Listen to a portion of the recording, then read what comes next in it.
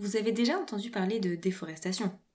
Mais est-ce que la déforestation importée est un terme que vous connaissez ? Si vous pensiez sauver les forêts en réduisant votre consommation de papier, vous allez être surpris.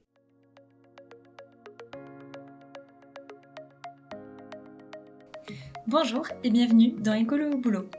Je suis Cassandre Joly et mon but est de donner du sens au travail à travers l'écologie. Ensemble, nous trouvons des idées, des astuces, de la motivation et de l'inspiration pour rendre son quotidien au travail plus écologique et se sentir utile.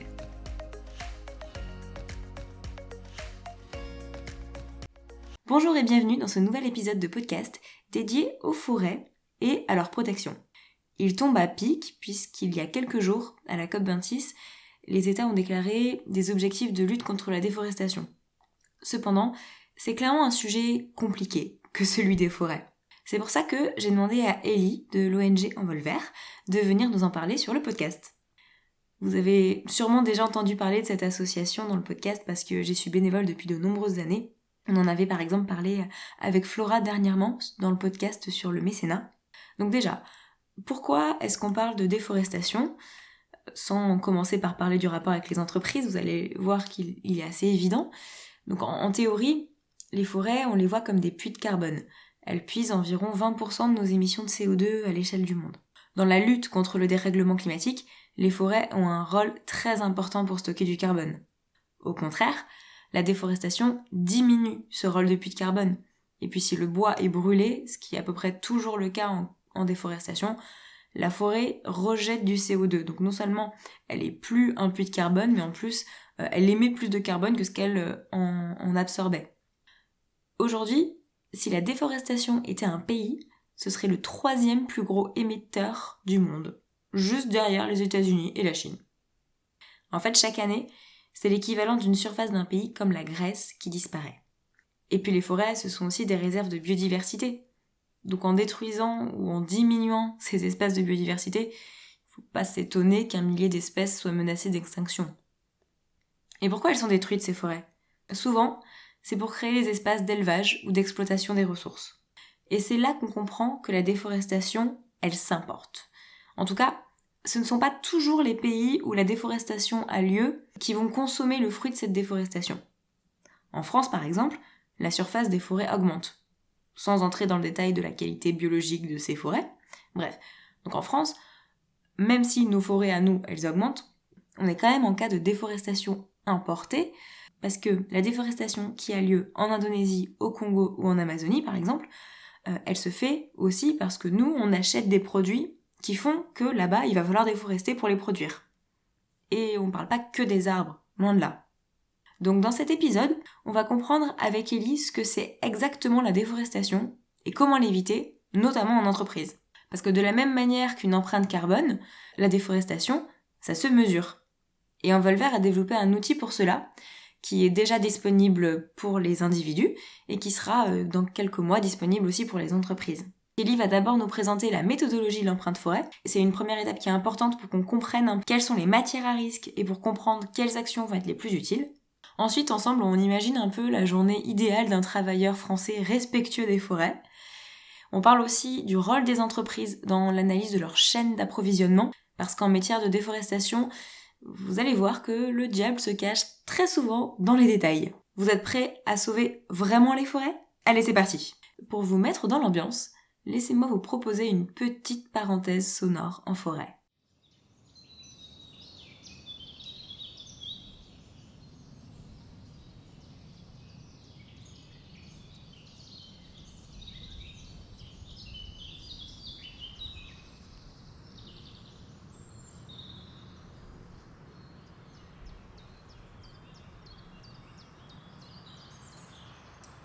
Bonjour Ellie. Bonjour. Bienvenue sur le podcast Écolo au boulot. Alors Ellie, pour commencer, est-ce que tu peux te présenter et nous dire ce que tu fais chez Envolvert, s'il te plaît ? Bien sûr. Donc bonjour à tous. Moi c'est Ellie Favrichon. Je travaille à Envolvert depuis maintenant 2 ans sur les questions principalement de l'empreinte forêt et du plaidoyer, on va dire. Ok, c'est 2 sujets dont on va parler largement dans cet épisode. Pour commencer, je voudrais qu'on parle de l'empreinte forêt, qui est un outil que Envolvert a développé depuis plusieurs années. Qu'est-ce que c'est exactement l'empreinte forêt? On entend déjà parfois parler de l'empreinte terre ou de l'empreinte eau. Ça va dans cette mouvance-là, de calculer un peu notre impact négatif sur l'environnement? C'est ça, c'est tout à fait ça, voilà. Donc Envolver a développé cet outil empreinte forêt depuis 2013, avec plusieurs étapes, je pourrais revenir dessus après sans souci.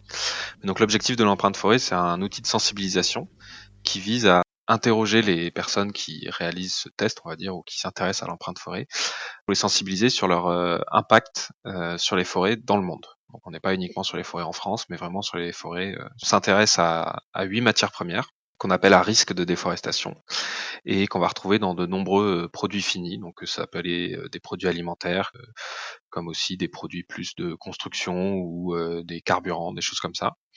Et ces produits finis contiennent donc des matières premières à risque sur lesquelles on va venir calculer, entre guillemets, la surface nécessaire pour les produire et le risque de déforestation associé.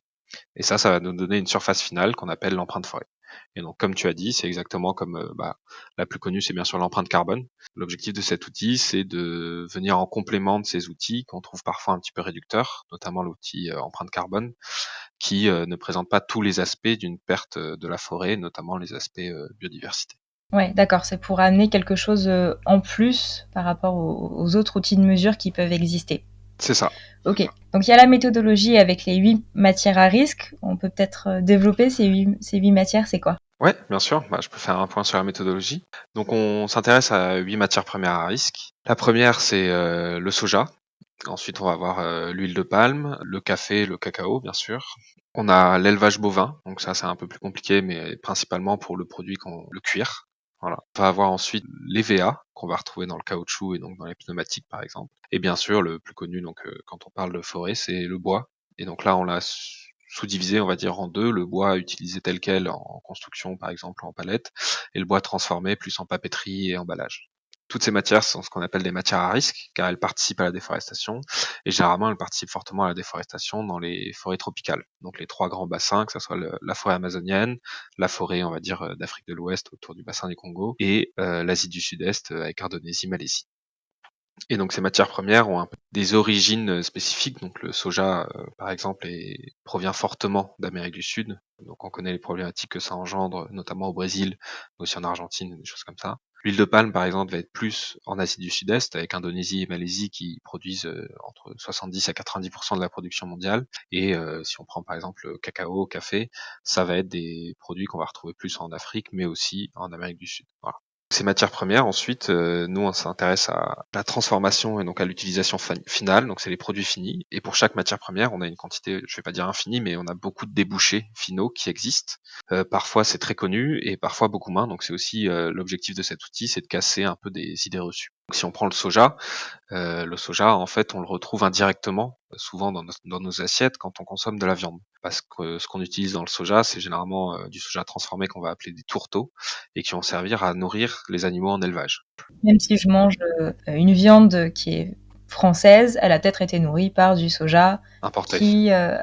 qu'on a mis à la place d'une forêt.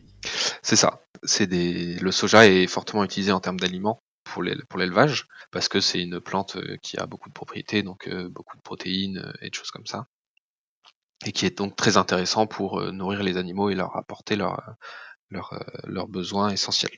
Et donc les tourteaux de soja sont problématiques, comme on le sait en Amérique du Sud. Donc un des objectifs, par exemple, de l'empreinte forêt, c'est de s'intéresser aux forêts, mais aussi aux autres écosystèmes, on va dire, environnementaux, qui ne sont pas forcément pris en compte ou considérés parfois comme de la forêt. Donc je pense notamment aux savanes dans le Cerrado, qui ont perdu énormément de surface récemment avec l'arrivée de la culture du soja.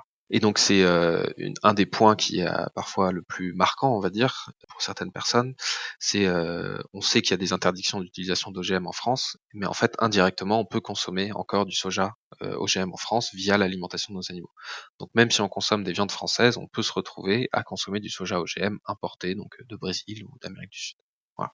Ok, via la consommation de viande. C'est ça. Donc c'est principalement la consommation de viande, mais on va le retrouver dans d'autres aliments bien sûr. Donc par exemple les huiles de soja aussi peuvent être retrouvées dans la transformation de certains produits. D'accord, type produits alimentaires industriels, quelque chose Par comme exemple, oui, ou on peut le retrouver aussi dans certains biocarburants, mais ça on va en reparler plus par exemple pour l'huile de palme. Donc l'huile de palme, c'est très Ok. connu. La première pensée qu'on a quand on a l'huile de palme, c'est C'est le Nutella. voilà, je sais pas si je peux dire les marques sur ce podcast, mais Un podcast indépendant, on fait ce qu'on très veut. bien. Donc oui, voilà, dès qu'on parle d'huile de palme, on se rappelle les campagnes qu'avait menées Greenpeace, par exemple, à l'époque, sur la déforestation en Asie du Sud-Est, donc Indonésie, Malaisie, et on va dire la destruction d'écosystèmes, la perte de biodiversité, notamment de grands singes, et le fait qu'on retrouve énormément d'huile de palme dans les pots de Nutella. Bon, le Nutella n'est pas le seul à utiliser d'huile de palme, on en retrouve dans énormément de produits transformés qu'on consomme en France. Mais en fait, quand on a fait notre calcul, on s'est rendu compte que l'huile de palme, donc le calcul on l'a fait en 2018 à l'époque, on s'est rendu compte que la plus grande partie de l'huile de palme importée en France, en fait, était utilisée dans les biocarburants. Et donc, l'idée reçue, c'est de se dire, bah, l'huile de palme, il suffit que j'arrête de manger du Nutella ou j'arrête de manger les produits transformés, et c'est bon, je participe plus à la déforestation. Et en fait, non. Indirectement, tout simplement quand on roule, eh ben, on va consommer du carburant. Il y a une part du carburant qui est du biocarburant, et dedans, donc, on va retrouver de l'huile de palme. Ok. L'empreinte forêt, donc ça prend plusieurs formes, on comprend. Donc il y a la méthodologie empreinte forêt, Mhm, il y a le quiz empreinte forêt qu'on peut faire individuellement mhm. pour connaître du coup sa propre empreinte forêt en fonction de nos consommations. Cette méthodologie ensuite, elle a été appliquée sur un quiz pour faire sa mesure individuelle et elle peut être appliquée sur un tas d'autres sujets, notamment l'approvisionnement d'une entreprise ou d'une administration. Alors oui, donc comme je disais, il y a eu plusieurs étapes sur le développement de cet outil. Donc il a commencé à être développé en 2013 et c'était vraiment un outil de sensibilisation à l'époque, on va dire qualitatif. Donc il n'y avait pas de méthodologie de calcul derrière. Et ensuite, en 2018, on a mis en place une méthodologie de calcul qui a permis d'obtenir un chiffre, on va dire, derrière cet impact. Donc c'est comme ça qu'on a décliné, on va dire, cette méthodologie sous la forme d'un quiz qui permet d'obtenir l'empreinte forêt par personne. Et donc il faut savoir qu'en moyenne, en 2018, l'empreinte forêt d'un Français était de 352 mètres carrés, en agrégeant toutes les matières premières dont on vient de parler. Et l'idée, c'est qu'évidemment qu'il y en ait zéro, que l'empreinte forêt, elle soit nulle, dans un monde idéal. Dans un monde idéal, ça serait pas mal. Après, est-ce que c'est possible? Ça, c'est une autre question.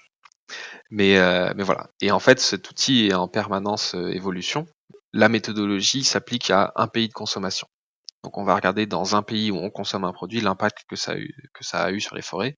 Et en fait, cet impact varie en fonction d'où est-ce qu'on consomme le produit, notamment pour les origines des matières premières. Donc c'est-à-dire que si je suis en France, on peut savoir d'où provient le cacao utilisé par exemple dans la transformation pour les tablettes de chocolat. Donc on sait que on va dire 40% provient de Côte d'Ivoire et 20% du Ghana, et donc ça nous donne une origine du cacao, et donc c'est possible de préciser un peu les risques de déforestation derrière. Mais si on fait ce calcul sur un autre pays, donc typiquement comme la Colombie, on a fait le calcul en 2020, comme eux-mêmes sont aussi producteurs de cacao, l'origine de la matière première est différente et donc les risques de déforestation sont aussi différents. Voilà. Donc ça, c'est pour vraiment remettre le fait que le calcul de l'empreinte forêt se fait au niveau d'un pays directement. Et donc, comme je disais, en 2020, on a fait ce calcul en Colombie et ça nous a permis de réactualiser la méthodologie une deuxième fois en travaillant avec des acteurs locaux sur les réflexions de pondération des risques et les critères à l'intérieur. En ce moment même, on est en train de mettre en place des groupes de travail en France pour valider cette méthodologie, l'actualiser et qu'elle soit reconnue en fait au niveau national. Et donc ça va être un gros bond en avant, j'ai envie de dire, parce que cet outil ne sera plus seulement juste développé par Envolver et donc un simple outil d'une association, mais sera reconnu et supporté notamment par le gouvernement dans leur stratégie nationale de lutte contre la déforestation importée. Ouais, parce que ça, c'est quelque chose qui est passé, si je me trompe pas, dans la loi climat et résilience, la lutte contre la déforestation importée. Oui, mais alors c'est un peu plus vieux, donc ça date de 2018, et à l'époque la France était pionnière, et maintenant on voit que le sujet explose avec notamment des réflexions au niveau européen aussi, ou même des positions aux États-Unis, des lois qui sont en train d'être installées. Et donc en 2018, la France s'est dotée d'une stratégie nationale de lutte contre la déforestation importée. Donc on va appeler SNDI dorénavant pour que ça soit plus court. Et donc dans cette stratégie, voilà, ils représentent les différentes matières premières à risque et ils mettent des objectifs pour le gouvernement en termes de lutte contre la déforestation importée.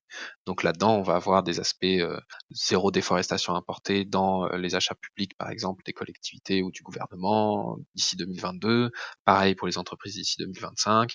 Et avant ça, on avait des réflexions sur comment est-ce qu'on peut lutter contre la déforestation importée, quels sont les mécanismes. Et donc c'est au sein de cette stratégie que nous, on a réussi à être soutenus par le gouvernement pour justement permettre de mesurer l'impact de nos consommations sur la déforestation. Voilà. Donc ça, c'est génial. Et en plus de ça, on va pouvoir ensuite, donc là, je rebondis sur la fin de ta question précédente. Est-ce qu'on peut calculer actuellement l'empreinte forêt d'une entreprise? C'est un des objectifs, c'est-à-dire qu'une fois que la méthodologie sera vraiment validée par ce groupe d'acteurs, on va pouvoir la décliner en différents guides. Donc l'objectif de ces guides, c'est de permettre à plusieurs entités, donc que ce soit des collectivités publiques ou des entreprises, de mesurer, en fonction de ce qu'elles veulent, leur impact sur la forêt. Donc comme tu as dit, ça peut être directement sur une chaîne d'approvisionnement d'une entreprise. Donc je suis une grande entreprise qui fabrique des meubles en bois, pour ne citer personne, et je m'intéresse à l'impact de mon importation de bois, voilà. Et donc via cet outil empreinte forêt, on pourrait mesurer directement l'impact de cette chaîne d'approvisionnement. Mais on peut aller plus loin aussi, ça peut être directement au niveau, on peut réduire pardon le périmètre et se dire je veux calculer l'empreinte forêt de mon siège social ou de mon entreprise, de toutes ces activités confondues. Et donc là, on ne sera plus sur une seule chaîne d'approvisionnement, mais bien sur toutes les activités inhérentes à l'entreprise. Donc ça peut être la restauration collective au sein de l'entreprise, l'utilisation de produits tels que la papeterie, le transport du personnel, et ainsi de suite. Voilà. Donc ça, c'est un des guides qui devrait sortir normalement d'ici la fin de l'année prochaine. Ok, donc fin 2022. Fin 2022, potentiellement début 2023, voilà, dans ces eaux-là. Ça marche. Et ben, c'est déjà une super nouvelle de savoir que d'ici une grosse année, on aura des guides pratiques pour les entreprises pour faire ça. Bon, bah, en attendant, imaginons, je suis dans une entreprise classique et voilà, peut-être qu'on a un bilan carbone, etc. Mais comme tu le disais, ben, c'est pas complet parce que ça prend pas en compte la biodiversité. Et voilà, si on s'interroge sur notre impact sur les forêts, alors tu as déjà cité plein de choses, mais c'est vrai que sur la liste des matières premières, on se dit bon ben café, papier, oui, en entreprise, on consomme du papier, on consomme du café. Est-ce que c'est là d'abord qu'il faut regarder, ou est-ce qu'il y a des matières qui sont plus ou moins, enfin, elles sont toutes à risque, mais est-ce qu'il y en a qui ont plus d'impact que d'autres en entreprise? On peut faire la comparaison entre l'impact, on va dire, pour une personne et l'impact pour une entreprise. Donc ça dépend vraiment. On sait que par exemple pour une personne, le principal facteur, c'est le soja dans l'alimentation. Indirectement, bien sûr, via la consommation de viande par exemple, mais c'est le soja. Après, tout dépend du type d'entreprise. Donc c'est sûr que si on a une entreprise où on n'a aucune chaîne d'approvisionnement qui s'intéresse à une matière première à risque, eh bien ça va être rapporté à la consommation propre de ces personnes. Donc si je prends par exemple juste un cabinet de conseil, eh ben ça va être uniquement la consommation des personnels lors de leur temps de travail, on va dire, qui va avoir un rôle dans l'empreinte forêt. Donc là, on va retrouver un petit peu le même schéma, c'est-à-dire l'alimentation en premier avec le soja. Donc dans ce cas-là, le plus simple, si on fait un travail type bureau, qu'on produit rien, qu'on fait que du service, c'est que chacun consomme son empreinte forêt pour voir à peu près où sont les points d'amélioration. C'est ça. Donc le plus simple, ça serait que chacun mesure. Donc ça, c'est comme tu le disais au début, il y a un quiz qui permet de voir un petit peu en fonction de ses propres consommations. Donc quelqu'un qui est végétarien va forcément, par exemple, baisser fortement son empreinte forêt. C'est le petit spoiler, vous verrez, si vous êtes végétarien ou pas, ça change grandement votre empreinte forêt. C'est vrai que ça change grandement, mais voilà. Enfin, il y a d'autres moyens de réduire l'empreinte forêt, mais c'est sûr que c'est le moyen le plus efficace actuellement. Mais sans même devenir végétarien, juste réduire fortement sa consommation de viande fait baisser énormément l'empreinte forêt. Et donc chaque personne, si déjà prend conscience de ça, va pouvoir agir à son propre niveau sur ses consommations, même lors des temps de travail. Et ensuite, va pouvoir aussi agir, je pense notamment à la restauration collective. Donc c'est des choses parfois où on a peu de levier en tant que personne, c'est-à-dire je mange tous les midis au self de mon entreprise, je ne peux pas choisir quels sont les menus. Et en fait, c'est sûr qu'indirectement, si l'entreprise prend conscience de l'impact qu'elle a en donnant tel type de nourriture à ses employés, et ben là on peut changer énormément. C'est-à-dire que si l'entreprise décide de changer et de mettre en place par exemple beaucoup plus de menus végétariens, réduire fortement la proposition de viande à la cantine, et ainsi de suite, et ben on va fortement diminuer l'impact, on va dire, forêt de tous les collaborateurs de cette entreprise d'un coup. Puis en général, ça réduit aussi l'impact carbone, comme ça on fait d'une pierre deux coups. Et oui, voilà. Donc ça c'est vrai que c'est pas mal, mais il y a des différences. Donc c'est ça qui est assez intéressant. Donc quand on prend l'empreinte carbone de la viande par exemple, ce qui est le plus décrié, c'est la viande rouge, qui a la plus grosse empreinte carbone comparée aux autres viandes.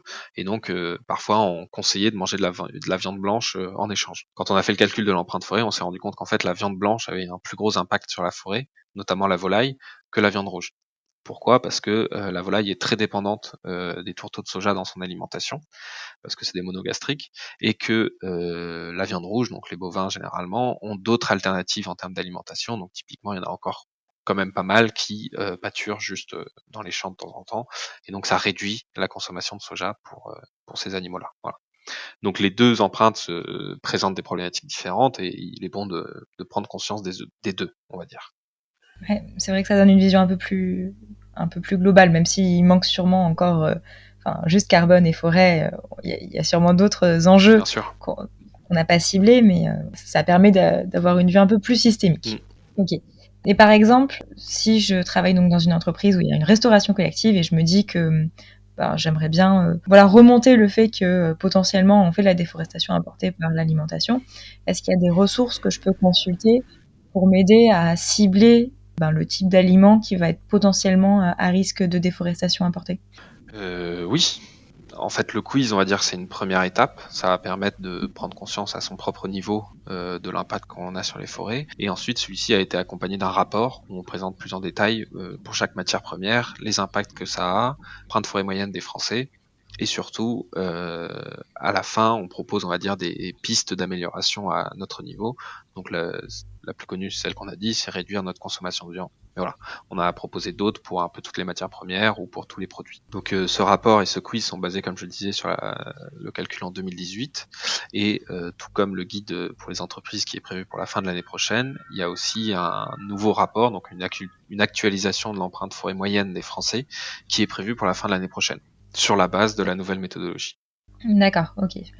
Donc en gros, là aujourd'hui, ce qu'on peut faire en tant que salarié, c'est déjà calculer notre empreinte forêt personnelle. L'habitude. Ça arrive souvent. Calculer notre empreinte forêt personnelle, demander à nos collègues de faire pareil, et puis après regarder. Donc soit notre entreprise, si elle s'approvisionne par une de ces 8 matières à risque de déforestation importée, va avoir une attention particulière là-dessus.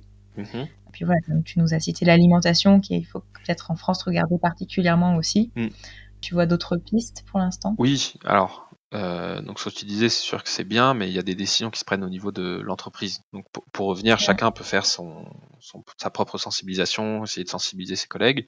Et une fois qu'on a sensibilisé, on va dire l'entreprise ou peut-être les dirigeants de l'entreprise qui vont prendre les décisions, c'est pas mal que eux essayent de mesurer. Donc une fois que le guide est sorti, ça sera beaucoup plus simple, mais eux s'intéressent déjà pas forcément même sur leur chaîne d'approvisionnement, mais déjà sur d'autres aspects que la restauration collective. Donc ça peut être la papeterie, comme je disais, qui est souvent utilisée dans les bureaux, mais aussi les transports. Pas un peu plus complexe, mais si on est une entreprise où nos collaborateurs font énormément de trajets en voiture, en fait, indirectement, ils vont consommer beaucoup de carburant. Donc, comme on a vu, il y a de l'huile de palme dedans, mais aussi ils vont utiliser des pneus et des pneumatiques, et du coup, ils vont consommer de l'EVA via le caoutchouc. Voilà. Et donc, en fait, au niveau d'une entreprise, il peut être intéressant d'essayer de calculer déjà tout l'empreinte forêt de l'entreprise qui n'est pas, on va dire, directement consommée ou facilement mesurable par chaque personne. Et donc se dire, si moi j'achète tous les ans X tonnes de papier pour l'ensemble de l'entreprise, voilà, c'est possible de mesurer l'empreinte forêt de cette tonne de papier achetée. Voilà. Et donc ça, c'est possible de le faire sur plein de matières premières, donc papeterie, EVA pour les pneumatiques, huile de palme dans les agrocarburants, l'alimentation dans la restauration collective, donc là on va retrouver café, cacao, le soja, un peu d'huile de palme aussi, et ensuite le cuir. Bon, le cuir on va en retrouver dans les sièges de voitures parfois, si c'est des belles voitures. On va aussi le retrouver dans les maroquineries, mais ça généralement les entreprises n'achètent pas des sacs à main pour leurs collaborateurs, enfin je ne crois pas. Et on ne sait pas. On ne sait pas. Il y a plein de personnes qui adoreraient travailler dans ce type d'entreprise si elle existe peut-être, mais pourquoi pas. j'en connais pas. Et ensuite le bois on va le retrouver dans la construction. Donc là, ça va être plus au niveau des collectivités publiques, par exemple, mais certaines entreprises aussi. Et donc, c'est via les cahiers des charges qu'ils mettent en place pour les appels d'offres. Et donc, c'est demander à ce que le bois soit tracé, certifié zéro déforestation. Ça permet d'éviter, donc, dans une commune, municipalité, région, lorsqu'on construise des nouveaux bâtiments sous la demande d'une collectivité, on importe, on utilise des bois qui ont participé à la déforestation dans d'autres pays. Voilà. Tu viens de dire, il y a un label qui garantit que le bois ne vient pas d'une zone déforestée ? Alors, pour le bois, il y a plusieurs labels qui existent. Tous peuvent ont leurs avantages, on va dire, et leurs inconvénients. C'est un peu compliqué, mais il y a des réflexions au niveau de la SNDI, non pas pour mettre en place une certification uniquement sur le bois, mais pour mettre une certification sur l'ensemble des produits qui seraient à risque, mais non issus de zones de déforestation. Donc pour l'instant, ça n'existe pas, ce genre de certification. C'est un peu l'objectif de l'empreinte forêt. Et c'est pour ça qu'un des axes de travail que l'on a eu l'année dernière avec l'empreinte forêt, ça a été de le décliner spécifiquement par produit et essayer de l'intégrer dans des applications de scan, par exemple. Donc on connaît tous Yuka, nous on travaille avec Open Food Fact, qui est une base de données libre, et on a fait ce travail pour l'instant, donc c'était un projet pilote, on l'a fait sur la volaille, donc les produits de type poulet, et donc on peut maintenant, en scannant ou en allant voir sur le site d'Open Food Fact, avoir l'empreinte forêt des produits de type volaille et les comparer entre eux. D'accord, donc je peux scanner mon poulet et comparer dans le rayon lequel a un risque de déforestation ou pas. C'est ça, plus élevé qu'un autre. Et donc, pour faire ça, on est rentré plus en détail, on va dire, dans les spécificités de chaque produit. Donc, on a pris les marques, les certifications qui existent pour les comparer entre elles en termes de déforestation et donc intégrer ça dans notre calcul de risque de déforestation et donc de l'empreinte forêt. Et donc, à terme, on n'appelle pas ça une certification parce que ça ne garantit, on va dire, pas grand-chose. C'est juste que nous, on mesure, on va dire, sur la base des informations disponibles pour un consommateur, l'impact que ça a sur les forêts. Et donc on peut imaginer à terme que si cet indicateur est développé sur l'ensemble des produits, il pourrait être transformé dans quelques années en une certification. Mais c'est pas à court terme, on va dire. Ok, d'accord. Mais donc ça veut dire que cette application, elle existe déjà sur certains produits, en tout cas pour l'instant avec Open Food Facts. Voilà. Et on souhaite le développer davantage, c'est en cours. Trop bien. Ok, on va jouer à un petit jeu. On va essayer d'imaginer une journée de travail exemplaire en termes de non-déforestation apportée. Ok. Alors, le matin, je vais au travail. Ouais. Donc, on a parlé de l'huile de soja et de palme dans les biocarburants et des pneus Matic. J'avais envie de dire, je viens à pied, ça va être le moins embêtant. À vélo, j'ai quand même des pneus, mais bon. À pied, faut pas y aller en chaussures en cuir, mais à part ça, ça va. Non, bien sûr que non. Oui, il faut favoriser les mobilités qu'on appelle douces actuellement, mais éviter de consommer du carburant, c'est forcément beaucoup mieux. Et après, en termes de pneumatique, si on prend juste le volume entre une voiture qui a 4 roues et qui sont beaucoup plus larges qu'un vélo, on va consommer moins de pneus. Voilà. Mais on n'a pas fait ces calculs-là non plus. Mais en termes logiques, c'est vrai qu'un vélo consommerait moins et pied encore moins. Ok. Et donc là-dessus, on est à peu près raccord avec l'empreinte carbone. Oui. Aussi, à l'exception des chaussures, on ne précise pas dans l'empreinte carbone en général, c'est vrai. Ok, j'arrive au bureau, je prends un café. Et non, erreur. On va dire que c'est une entreprise exemplaire et qu'elle propose des alternatives du type Chicorée par exemple, française, et du coup ça ne serait pas du café. Et donc là, l'empreinte forêt est nulle, parce que on va dire que la chicorée est produite dans le nord de France et donc qu'elle n'a pas participé à la déforestation. Si jamais on a une grosse journée de travail et on veut vraiment s'énerver un petit peu dès le matin, on souhaite absolument consommer du café, il faudrait consommer du café avec des certifications très fortes en termes de déforestation. Donc il y a des labels qui existent, mais on va dire aucune pour l'instant ne garantit vraiment zéro déforestation, ou alors c'est compliqué de le faire. D'accord. Puis la chicorée, il y a moins de caféine, donc on est moins excité. Il n'y a pas de caféine même dans la chicorée. Le conseil en valeur, buvez de la chicorée. Ok, bon, moi je continue. Je m'installe à mon poste de travail devant mon ordinateur. On n'a pas parlé des métaux. Ça fait pas partie des matières premières à risque, mais il y a quand même un lien avec la déforestation. Oui. Alors les métaux font partie des matières premières à risque, ou que nous on souhaiterait inclure dans les matières premières à risque. Le problème c'est qu'actuellement c'est c'est complexe, on va dire. Pour faire simple, c'est complexe et on n'a pas les capacités actuellement de mesurer. Pourquoi c'est complexe? C'est qu'on va le retrouver dans énormément de produits finis. Les métaux rares notamment, qui participent à la déforestation. Et donc c'est compliqué. Ils participent à la déforestation parce que pour construire des mines, on enlève des arbres. C'est ça, on va couper de la forêt pour aller creuser des mines, comme le projet Montagne d'Or par exemple en Guyane, ou des choses comme ça qui ont été envisagées à certains moments, mais il y a d'autres endroits où ça fait ça, et donc ça participe à la déforestation. On sait que ça a un impact, et en fait il y a plein de métaux rares différents qui peuvent être utilisés, donc plein de mines différentes, et c'est compliqué de faire cette traçabilité-là. Donc on sait qu'il y a un impact, mais on ne s'est pas lancé dans la mesure de cet impact actuellement. Ok. Donc mon ordinateur, dans l'idéal, il a quelques années, je le change pas trop régulièrement, voire il est de seconde main pour pas consommer trop C'est netto. ça. Le mieux, dans tous les cas, c'est éviter de reproduire. Et ça, c'est valable pour tous les produits, en fait. Il faut mieux réparer et utiliser le maximum de temps n'importe quel produit plutôt que d'en recréer un, enfin d'en racheter un qui favorise une production, on va dire, et donc déforeste énormément. Donc je suis devant mon ordinateur. Je reçois un mail et là je ne l'imprime pas. Je ne l'imprime pas si je n'en ai pas besoin. Voilà. Mais imaginons, il y a quand même un rapport que je dois lire, j'arrive pas à lire sur l'ordinateur, faut que je l'imprime. Eh bien, il faut éviter au maximum. Non, je rigole. Il faut prendre conscience déjà, je pense, de l'impact que ça a quand on imprime. Donc c'est pour ça que le quiz est pas mal et ça permet de prendre notion un peu et de se dire, bah, si j'imprime une feuille de temps en temps, c'est pas très grave. Il faut éviter d'imprimer des rapports de 300 pages tous les jours, ça c'est sûr. Et ensuite, bah, comme d'habitude, donc c'est essayer de favoriser les papiers recyclés, par exemple, et même si c'est pas des papiers recyclés, essayer de s'orienter vers des papiers qui vont avoir des certifications. Donc les plus contraignantes actuellement, ça va être le FSC, par exemple, pour limiter la déforestation, même si aucune ne garantit actuellement zéro déforestation. Comme pour le café finalement. C'est ça. Ça marche. Bon, alors je travaille très bien toute la matinée. Miracle, vient l'heure du déjeuner. Et là, qu'est-ce que je mange et qu'est-ce que je ne mange pas? Alors, d'un point de vue personnel, je dirais que vous pouvez manger ce que vous voulez, mais en ayant conscience de l'impact que ça a. C'est le premier objectif d'un Revolver, c'est qu'on fasse les choses en conscience, on va dire.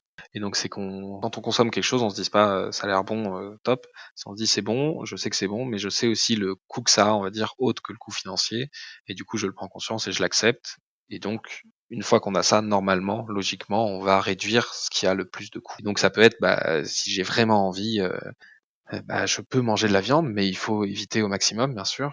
Et donc, il faut éviter tous les produits dont on a parlé en termes de consommation. Donc, c'est la viande. On va éviter de prendre 4 tartes au chocolat plus 5 cafés au dessert. Et on va éviter ce genre d'aliments-là.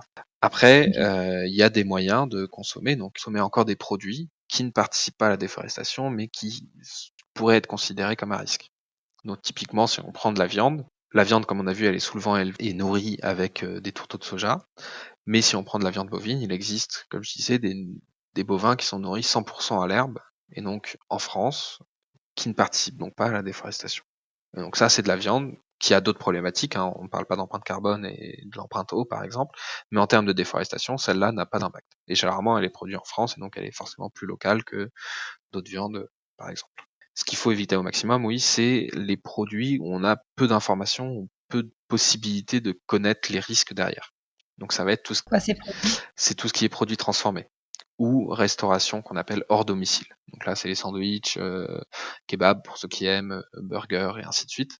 Et en fait, dans ces produits-là, on n'a presque aucune traçabilité, ou c'est très compliqué d'avoir de la traçabilité. Donc il faut imaginer que si on consomme de la viande directement, c'est déjà difficile de savoir d'où provient l'aliment qui a nourri l'animal qui a donné cette viande. Alors maintenant, C'est ça qui est compliqué, ouais. imaginons maintenant on achète un produit transformé où à l'intérieur il y a de la viande. Il faudrait savoir déjà d'où provient cette viande et d'où provient l'aliment qui a nourri cette viande. Donc ça rajoute encore une étape, on va dire indirecte, ce qui complexifie énormément la chaîne d'approvisionnement et donc ça complexifie énormément le calcul et donc la traçabilité. Donc c'est pour ça que tout ce qui est transformé et sans information, donc notamment en restauration hors domicile, il vaut mieux éviter. Donc le mieux c'est encore de se faire sa nourriture soi-même avec les produits qu'on connaît en amont et manger ça le midi. Ok. Et donc après, pas de café, peut-être une chicorée. Peut-être. Pas de chocolat avec ma chicorée. Ah bah c'est compliqué, mais c'est vrai que quand on fait par exemple le calcul de l'empreinte forêt des différents produits, on a un des risques au sein de notre calcul de risque déforestation qui sont les alternatives. Et pour l'instant, on s'intéresse aux alternatives aussi à la consommation. Donc c'est pour ça que j'ai parlé de la chicorée pour le café. Et il est vrai pour le chocolat, il y a beaucoup moins d'alternatives. Il est difficile de trouver déjà un chocolat produit en France, qui pousse en France, en France métropolitaine, pardon, c'est impossible. Voilà. Mais après, il existe des labels ou des marques qui c'est ce que j'allais te demander. Garantissent de plus en plus des formes de production de cacao, donc ça peut être en agroforesterie, avec des aspects sociaux très intéressants aussi, et ainsi de suite. Donc il existe de plus en plus des marques et certifications qui permettent de s'approcher, on va dire, de zéro déforestation. Parce que Envolver quand même accompagne en Amérique latine des paysans qui font pousser du cacao et du café. Bien sûr, sur des projets d'agroforesterie, donc en lien avec d'autres arbres qui ne sont pas forcément producteurs, de denrées, mais qui vont apporter un bénéfice à la biodiversité ou au sol ou même aux populations locales, et ainsi de suite. Mais généralement, ces cacao partent dans une coopérative et peuvent être trouvés, mais indirectement, on va dire, dans certains de nos produits, mais c'est pas sûr. Ou alors consommés localement. Mais là, c'est des thématiques où j'avoue que les équipes d'Envol Vert d'Amérique du Sud seront beaucoup plus amènes que moi d'y répondre. Non, j'allais pas te demander de développer. C'était juste pour dire qu'on peut quand même produire dans des conditions qui sont pas mauvaises pour la forêt. Mais aujourd'hui, on ne trouve pas ces produits en France. On peut en trouver, hein. Il y en a quelques-uns où vraiment il y a des initiatives très intéressantes qui existent. Hein. Donc là, je sors de la casquette forêt. Il y a pour limiter le transport, je sais qu'il y a des tablettes de chocolat qui sont amenées en France par Voilier, je crois. Ouais. Voilà, donc c'est une initiative qui existe et il en existe des identiques sûrement pour la déforestation. Mais ça reste minimal comparé à tous les chocolats qu'on consomme. Voilà. Et encore une fois, il y a les tablettes de chocolat qui sont un des produits les plus consommés en termes de cacao. Donc là, il y a pas mal d'alternatives qui existent parce que justement, il y a une sensibilisation qui a été faite. Mais derrière, on oublie aussi tous les chocolats qu'on va retrouver dans les produits transformés. Donc tous les biscuits avec du chocolat, et ainsi de suite. Ouais, ok. Ça marche. Donc toujours l'idée, c'est juste d'en avoir conscience. C'est ça. Au moment où on choisit. Qu'est-ce que j'ai oublié comme produit ? Imaginons, je retourne travailler, après avoir bien mangé, je dois envoyer un colis. Parce que j'ai vu qu'il y a le carton dans les matières premières à risque.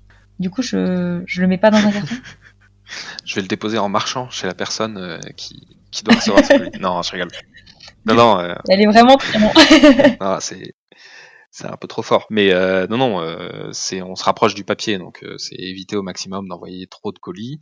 Et si on doit envoyer un colis, utiliser au maximum du carton qu'on a déjà chez nous, par exemple, réutiliser du carton existant. Voilà. Ouais. Ou alors prendre un nouveau carton, mais avec du carton recyclé, ce qui est généralement le cas quand même. Donc ces produits-là, on va dire, c'est des produits qui proviennent de beaucoup de surfaces. Voilà. Donc là, ça va être un peu plus technique, mais en fait, l'utilisation de bois, en général, utilise énormément de surface, mais le risque de déforestation est moindre. C'est un peu bizarre, mais c'est parce que on va avoir beaucoup de réutilisation et de recyclage derrière qui existe actuellement sur les filières telles que le papier, le carton et ainsi de suite. Donc en fait, en termes d'empreinte forêt, ce ne sont pas les premières matières premières, le bois et le bois et le papier, le carton. D'accord. C'est parce que peut-être que déjà on peut avoir plus facilement un approvisionnement qui déforeste pas, en tout cas qui ne déforeste pas des forêts primaires, et on sait le recycler, donc comme on le réutilise. Voilà. Et en fait, c'est à l'inverse, par exemple, si on prend l'huile de palme, ça va être une matière première qui est très productive sur une petite surface. Donc en termes de surface nécessaire pour une quelconque quantité d'huile de palme, en fait, c'est assez faible. Mais par contre, le risque de déforestation derrière est tellement grand que ça va faire passer l'empreinte forêt de manière générale au-dessus de l'empreinte forêt du papier et du carton. Très clair. Peut-être qu'on peut arrêter cette journée. Ouais, je sais pas s'il y a d'autres matières premières qu'on n'a pas fait. Cuir, non, c'est à peu près bon. Hein. On a parlé des principales. Soja, huile de palme. Ah, le maquillage et le shampoing avant d'aller au boulot. Ah. Je me suis préparée. Ça, je n'utilise pas. Je vais pas pouvoir aider. Non, je rigole. Non. Oui. Non, mais dans les cosmétiques et les produits de soins, on peut trouver de l'huile de palme. Oui. Alors, on peut trouver de l'huile de palme, mais je crois qu'on peut surtout trouver de l'huile de... Alors, je sais pas si c'est palmiste le bon mot. En fait, le palmier à huile produit des fruits, et il y a deux parties. Donc, il va y avoir la chair qu'on va transformer pour obtenir de l'huile de palme qu'on retrouve dans l'alimentation et dans les biocarburants. Et il va y avoir le noyau sur lequel on va aussi pouvoir transformer pour obtenir de l'huile. Donc, je crois qu'en anglais, c'est kernel. Et voilà. Et donc, c'est cette huile-là qui est plus à destination, donc qui n'est pas alimentaire, qui est à destination des cosmétiques. Voilà. C'est ce qu'on appelle un coproduit. Quantité, je suppose que c'est inférieur à du biocarburant, ce qu'on met dans le biocarburant. Ouais, alors ça, c'est des grandes questions. Hein. C'est ce qu'on appelle l'allocation. Donc, c'est à voir quand on produit une matière première telle que l'huile de palme, mais ça va être aussi par exemple l'élevage bovin, et que quand on le transforme, on va obtenir plusieurs produits différents. Donc, si je prends la vache par exemple, on va obtenir la viande, mais on peut aussi obtenir la peau et en faire du cuir. Et donc derrière, on va avoir deux produits qui proviennent d'un seul animal. Et donc la question, c'est de dire quelle part de responsabilité a chaque produit dans la déforestation. Donc là, il y a différentes questions qui arrivent. Est-ce qu'on fait une répartition par rapport au poids? Et donc dans ce cas-là, typiquement la peau, c'est très léger comparé à toute la viande qu'a une vache, et donc sa responsabilité, on va dire, serait de 2 à 3%, qui est le poids de la peau. Ou alors est-ce qu'on fait une répartition par rapport à un aspect plus économique? Donc c'est-à-dire qu'est-ce qui rapporte le plus derrière? Qu'est-ce qui pousse à produire cet élevage et donc à tuer un animal derrière? Et donc dans ce cas-là, le cuir, qui est fortement valorisé à la fin en aspect marque, design, je sais pas comment est-ce qu'on appelle ça, a une plus grande responsabilité. Voilà, donc c'est des questions là qui se posent. Et la troisième qui existe aussi et qui est très intéressante aussi, je trouve, c'est un aspect de demande. C'est de se dire que dans tous les cas, quand on a besoin de cuir, en fait, on a besoin de tout l'animal qui est derrière, et donc on va donner toute la responsabilité de l'animal aussi Oui. au cuir. Mais donc on va aussi donner toute la responsabilité à la viande. Est-ce qu'on tue la vache pour le cuir ou plutôt pour la viande? Voilà, ces questions-là. Et donc on retrouve pareil pour l'huile de palme, on va avoir l'huile de la chair et l'huile du noyau, et en fait on retrouve ça sur beaucoup de matières premières. Ok, d'accord. Comme le temps avance, j'ai d'autres questions. On va sortir un tout petit peu de l'empreinte forêt. Envolver, donc c'est quand même une association pour la protection des forêts. Et quand on est en entreprise, qu'on parle d'impact carbone, souvent on entend rapidement compensation carbone. Tout en sachant que quand même, d'abord, il vaut mieux éviter d'émettre des gaz à effet de serre, les réduire au maximum si jamais on en émet. Et éventuellement, les compensations, c'est vraiment le dernier truc. Envolver plante des arbres, mais ne propose pas de programme de compensation. Pourquoi? Est-ce que tu as un avis sur la compensation carbone avec les arbres? Alors là, c'est un avis personnel, Ok. on va dire, qui n'est pas lié à Envolver, mais mon positionnement est que la compensation n'existe pas. Ok. C'est impossible de se dire qu'on détruit un endroit et en replantant autre part, on va obtenir une équivalence. C'est impossible. D'un point de vue éthique, on détruit des choses vivantes, c'est une perte en soi. Ce sont des êtres différents tous, et donc c'est comme si on tuait une personne âgée, on disait oui mais il y a un nouveau-né qui arrive, ça compense. Dans quelques années, il aura la même force et c'est bon, quoi. C'est pas possible. Voilà. Ouais, il y a un rapport au vivant qu'on ne prend pas du tout en compte quand on prend une formule mathématique gaz à effet de serre, c'est sûr. Et un arbre là-bas n'égale pas un arbre ici, forcément. Exactement. Et du coup, généralement, ces projets de compensation sont axés, comme tu dis, uniquement sur la quantité de carbone qu'on a détruit, sur peut-être le nombre d'espèces, et en fait, on met juste des chiffres derrière, et ça marche pas comme ça, quoi. Et il y a des questions de temporalité aussi, et donc voilà. Ça, de protection de l'arbre, il faut qu'il quand même vive un certain nombre d'années. Si jamais on voulait estimer qu'il fait de la compensation, il faut en prendre soin au-delà de le planter dans le temps. Il a un écosystème autour de lui, il faut que ce soit le bon arbre au bon endroit. Ouais, c'est très complexe une forêt, et c'est pas aussi simple de se dire je détruis quelque chose et j'en recrée une juste derrière en un claquement de doigts. Ça c'est sûr. Après, il faut replantons, hein, ça y a pas de problème, mais n'appelons pas ça de la compensation, on va dire. Il faut accepter de dire qu'on a des impacts négatifs, essayer de les réduire au maximum et voire de les supprimer, ce serait le mieux. Et si en plus on peut faire du positif en plantant des arbres, parce que on va dire en plantant des arbres de manière intelligente, donc comme tu dis, pas qu'une seule espèce en ligne, tout ce qu'on veut, tant mieux, j'ai envie de dire. Et c'est notamment certains des projets de terrain d'Envolver qui visent à travailler avec les populations locales ou avec des agriculteurs par exemple en France, à les accompagner sur un projet spécifique et à travailler avec eux sur quels seraient leurs besoins en termes d'arbres, qu'est-ce que ça pourrait leur apporter, et les accompagner dans la plantation, dans le design de leur parcelle, et ainsi de suite. Donc une approche d'agroforesterie. Oui. Il y a autre chose qui peut concerner les entreprises. C'est une loi qui a quelques années maintenant qui s'appelle le devoir de vigilance. Ouais. Ce n'est pas tombé dans l'oreille d'un sourd côté Envolver, qu'avec d'autres associations, Envolver a mis au tribunal une entreprise française, un grand groupe, parce que voilà, on lui reproche de ne pas avoir respecté son devoir de vigilance sur notamment ses supermarchés en Amérique latine. Est-ce que tu peux nous en dire un peu plus sur ce devoir de vigilance et sur cette campagne contre Casino? Et oui, avec plaisir. Je reviendrai après sur la loi de devoir de vigilance parce que c'est pas arrivé, on va dire tout de suite dans le projet, et on n'a pas décidé de se lancer dans cette aventure juste pour utiliser la loi de devoir de vigilance. C'est venu après. Mais donc Nous, Envolver a un fort lien avec l'Amérique du Sud parce qu'on est implanté en Colombie et Pérou et même l'association a été créée en Colombie à la base. Et en fait, en réfléchissant, on se dit qu'est-ce qu'on rêve, hein, c'est de supprimer, de réduire au maximum la déforestation en Amérique du Sud. Et donc, quel est le premier vecteur de déforestation dans ces pays-là? C'est l'élevage bovin. Donc l'élevage bovin est le premier facteur de déforestation là-bas. Et qu'est-ce qu'on produit avec de l'élevage bovin? On va avoir les produits laitiers, la viande, le cuir, tout ce qu'on a vu. Et la viande, c'est le premier produit consommé après l'élevage bovin. Et en fait, il faut savoir que c'est principalement consommé localement. Donc que ça soit au Brésil ou en Colombie, c'est consommé à hauteur de 80%. Voilà. Donc pour réduire la déforestation, nous on s'est dit on va prendre le numéro 1 à chaque fois, donc on va prendre le premier vecteur, le premier produit, les premiers consommateurs et on va essayer de réduire ça. Et en fait, arriver à ce constat de se dire la viande est consommée localement, mais c'est le premier vecteur qui est le premier déforesteur, on va dire. Et qu'est-ce qu'on peut faire? On ne peut pas en tant qu'entreprise, en tant qu'association française, aller voir des pays comme le Brésil et leur dire vous devez réduire votre consommation de viande.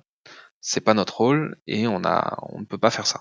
Et en fait, après une étude et avec des rapports d'autres ONG qui sont sortis, on s'est rendu compte que la viande consommée était forcément distribuée, donc c'est ce qu'on va appeler des distributeurs, par des grandes entreprises implantées localement. Et ce qu'il faut savoir, c'est que les deux leaders à l'époque, donc c'était en 2019, étaient des entreprises françaises. Donc il y avait le groupe Casino avec sa filiale GPA, Grupo Pão de Açúcar, et le groupe Carrefour avec sa filiale Carrefour Amérique du Sud. Voilà. Et à eux deux, en fait, ils avaient entre, on va dire, 25 et 30% des parts de marché de la distribution. Ce qui est énorme pour un pays comme le Brésil. Ouais, c'est clair, on n'imagine pas le lien tout de suite entre des entreprises françaises et ces supermarchés. Là, on parle juste du Brésil, mais par exemple en Colombie, le leader de la distribution, c'est le groupe Éxito, qui est aussi une filiale du groupe Casino et qui là-bas détient un peu plus de 20% des parts de marché à lui tout seul, ce qui est encore une fois énorme. Donc en fait, les entreprises de distribution françaises, groupe Casino et groupe Carrefour, sont fortement implantées en Amérique du Sud, et ça, on ne le sait pas généralement en France. Mais c'est pas tout, c'est aussi là où ils font énormément de résultats. C'est-à-dire que le groupe Casino, il fait presque 50% de son chiffre d'affaires en Amérique du Sud, ce qui est quand même énorme. Mais par contre, quand on voit la communication qu'ils font en France, ils communiquent uniquement sur leur aspect, uniquement. Ils communiquent beaucoup, on va dire, sur la création de nouvelles marques, typiquement Naturalia, qui appartient aussi au groupe Casino, et ils mettent en avant les produits locaux, les produits bio, et ainsi de suite. Ce qui est bien, hein, je ne dis pas le contraire. Mais on va dire qu'ils omettent, bizarrement, de parler de la moitié de leur chiffre d'affaires qui est fait en Amérique du Sud, et de leur responsabilité, du coup, dans la distribution de produits qui participent à la déforestation. Et donc c'est ça que nous, on a voulu mettre en avant. Et surtout, ce qu'on veut derrière, c'est changer l'ensemble du secteur en Amérique du Sud, l'ensemble du secteur bovin en Amérique du Sud, en essayant de mettre en place des pratiques qui permettraient de lutter beaucoup plus efficacement contre la déforestation. Finalement, quelque part, c'était un peu une chance que ce soit des groupes français qui détiennent ces supermarchés, parce que, en tant qu'entreprise française qui est aussi dans les mêmes pays, on peut peut-être plus facilement s'adresser à eux et essayer de les faire changer que un local. En fait, nous, quand on a vu ça, on s'est dit, on a un levier d'action. On va dire, on est une association française et on peut pas, comme je disais, aller au Brésil et faire changer les choses telles quelles. Mais par contre, on peut agir sur un acteur français qui est implanté lui là-bas et donc a une responsabilité. Et c'est là qu'intervient la loi de devoir de vigilance, donc qui a été mise en circulation, on va dire, en 2017, et qui oblige les entreprises françaises avec plus de 5000 salariés en France ou 10 000 dans le monde, donc quand je dis entreprises françaises, c'est les entreprises qui ont leur siège social en France, à mettre en place un plan de vigilance pour lutter efficacement contre les atteintes aux droits humains, à l'environnement et à la santé des personnes.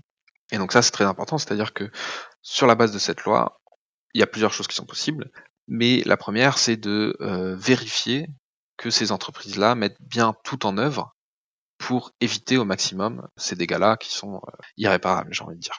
Que ça soit d'un point de vue environnemental, mais aussi d'un point de vue humain, juste les droits humains aussi sont fortement bafoués dans le secteur bovin en Amérique du Sud.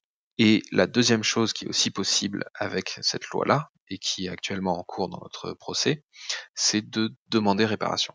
Donc là, c'est de dire non pas seulement vous devez vous améliorer en termes de traçabilité, de contrôle de la déforestation et ainsi de suite, pour limiter au maximum votre impact, mais vous devez aussi réparer les dommages que vous avez faits depuis de nombreuses années à la forêt et aux populations autochtones et ainsi de suite. Donc c'est deux aspects qui sont présents dans notre procès actuellement. Ok. En gros, l'avantage, c'est que voilà, c'est un groupe qui est français, et puis il y a une histoire d'argent. C'est un investisseur puissant du coup sur ces pays. Ils n'ont pas intérêt en fait à vendre ces supermarchés-là pour se débarrasser du problème. Voilà, ça les oblige à s'en occuper concrètement. On espère. Donc c'est là où c'est compliqué parce que on ne sait pas s'ils vont pas vendre. Ils pourraient se dire au bout d'un moment, je vends, ça me pose trop de problèmes et quelque chose comme ça. Et donc nous, on perdrait notre levier d'action, on va dire. Ouais, complètement. Mais ça, on peut pas le prévoir à l'avance et on verra en fonction. Donc typiquement là récemment, quand je dis récemment, c'est avec les temporalités des entreprises et de l'administration, mais c'est en début d'année, le groupe Carrefour qui était deuxième a décidé de racheter le troisième distributeur du pays, donc qui était le groupe Big. Voilà, qui était pareil à 10-11% des parts de marché. Donc le groupe Carrefour va passer d'ici début d'année prochaine largement numéro 1 de la distribution au Brésil avec une vingtaine de pourcents des parts de marché. À mon avis, ils sont pas prêts de vendre cette part-là, par exemple. Ouais, d'accord. Et donc on les encourage très fortement plutôt à avoir une meilleure traçabilité et à réparer les dommages qui ont déjà eu lieu. Concrètement, ça veut dire quoi, mieux tracer et réparer? Alors, pour la traçabilité, en fait, ce qui est compliqué dans l'élevage bovin en Amérique du Sud, c'est que un animal va passer par plusieurs fermes avant d'être amené à l'abattoir pour être transformé et ensuite distribué et vendu. Donc il va y avoir plein d'acteurs dans la chaîne d'approvisionnement et l'objectif c'est remonter cette chaîne d'approvisionnement pour savoir exactement d'où provient l'animal. Et les différentes fermes de passage, on va dire, de l'animal sont la ferme de naissance, la ferme d'élevage et ensuite la ferme d'engraissement. Donc si on prend un animal qui vit 4 années, il faut savoir que la dernière ferme, la ferme d'engraissement, c'est généralement 6 mois à 1 an de la vie de l'animal. Et c'est uniquement celle-là qu'on va appeler la ferme directe qui est tracée. Parce que c'est elle qui vend ensuite les animaux à l'abattoir. Et donc quand on demande de la traçabilité actuellement, les distributeurs, même les abattoirs, disent qu'ils sont uniquement capables de tracer les fournisseurs directs. Mais ils arrivent quand même à dire qu'ils, généralement dans leur communication, ils disent qu'ils tracent 100% de leurs produits. En fait, ce qu'ils disent pas, c'est qu'ils tracent 100% de leurs produits jusqu'aux fermes directes. Et il y a une étude qui avait été réalisée, je crois en 2000, je sais plus la date en tête, mais on va dire avant 2016, qui évaluait, on va dire, la quantité de déforestation sur cette chaîne d'approvisionnement. Et elle montrait que 58% de la déforestation était présente dans les fermes qu'on appelle indirectes. Donc c'est les fermes qui sont avant la ferme d'engraissement. Et donc c'est là où c'est complètement aberrant de dire je trace 100% de mes produits et donc il n'y a pas de déforestation parce que je m'arrête à la ferme indirecte, à la ferme directe, pardon. Parce que du coup on prend que la moitié de la déforestation en compte. Donc forcément c'est beaucoup plus simple. Donc ça c'est un premier problème. D'accord, ouais. Donc l'idée c'est de remonter intégralement toutes ces chaînes d'appro. C'est ça. Donc c'est ce qu'on appelle de la naissance, on va dire, à l'assiette. L'objectif, c'est de savoir exactement. Cette traçabilité, elle est très importante, mais c'est aussi très important de l'avoir par animal. Ça, c'est une autre problématique, c'est que parfois on fait des traçabilités par lot, ce qui va amener beaucoup d'autres problèmes. Donc c'est-à-dire qu'on va avoir un groupe d'animaux et on va dire voilà, je vends ce groupe-là, mais on ne sait pas d'où proviennent les animaux avant ce groupe-là. Voilà. Okay. Donc ça, c'est la traçabilité jusqu'aux fermes indirectes. Mais même sur la traçabilité des fermes directes, il y a aussi des problèmes. Et là, c'est plus des problèmes de contrôle, en fait. Ce qu'on va appeler du blanchiment d'animaux, c'est-à-dire que des fermes qu'on considère comme légales, donc qui n'ont pas déforesté, vont servir de point de passage pour des animaux qui proviennent de zones illégalement déforestées. Voilà. Bon, ça, c'est un peu plus complexe, mais si jamais vous êtes intéressé, n'hésitez pas à aller voir le rapport d'Envol Vert sur l'investigation au Brésil. Ouais, voilà, il y a le rapport d'Envol Vert, il y a même des vidéos brutes sur le sujet qui montrent un peu comment ça se passe et qui expliquent ça un petit peu plus en détail.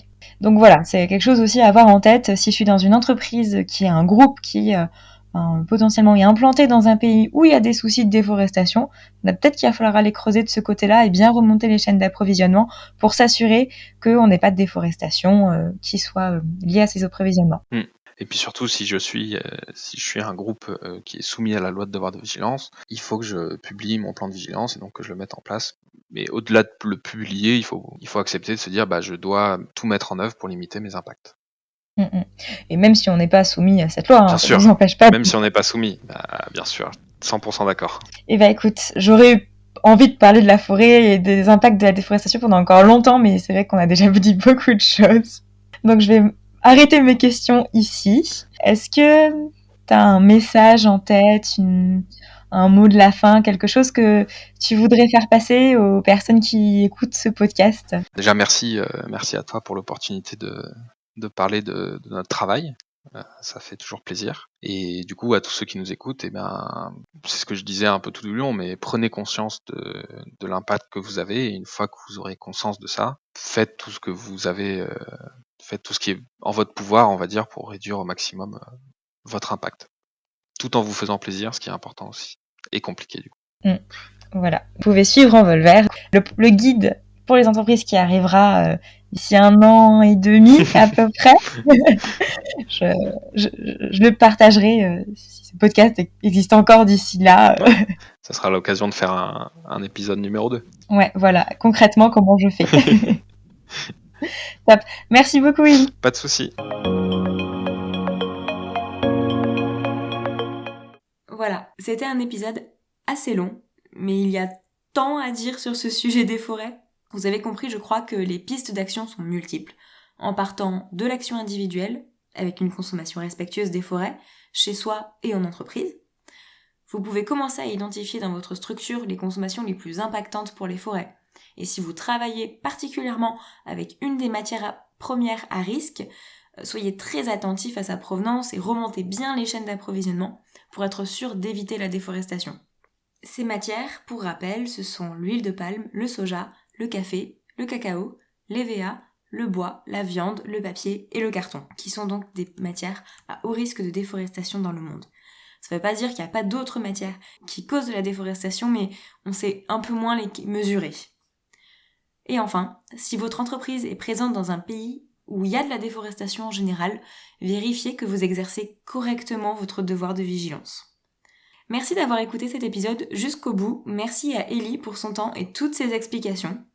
Vous trouverez les liens vers les études dont on a parlé dans la description de cet épisode. Donc la méthodologie de calcul de l'empreinte forêt, la stratégie nationale de lutte contre la déforestation importée et le quiz en ligne empreinte forêt que vous pouvez aller faire tout de suite. Je vous laisse digérer ces informations, faire un tour dans votre forêt préférée pour vous reconnecter à elle, puis je compte sur vous pour agir. Avec Écolo au boulot, je reste là pour vous accompagner dans ces démarches. N'hésitez pas à me contacter pour évoquer les actions que vous souhaitez mettre en place. À bientôt!